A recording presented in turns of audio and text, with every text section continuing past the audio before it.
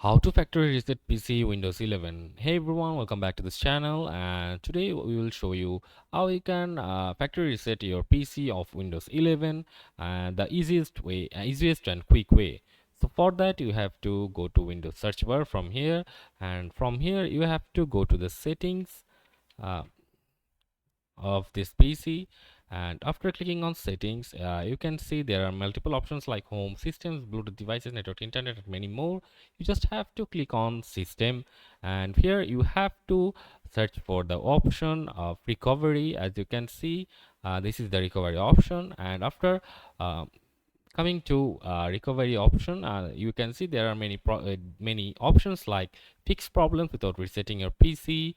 You can try it if you don't want to directly reset your PC and solve any problem you're facing right now, and you can just click on the reset this PC option, and after that you have to click on the options that will appear after that, and that's how easy you can reset this PC on Windows 11. So that's it for this video. See you on the next one.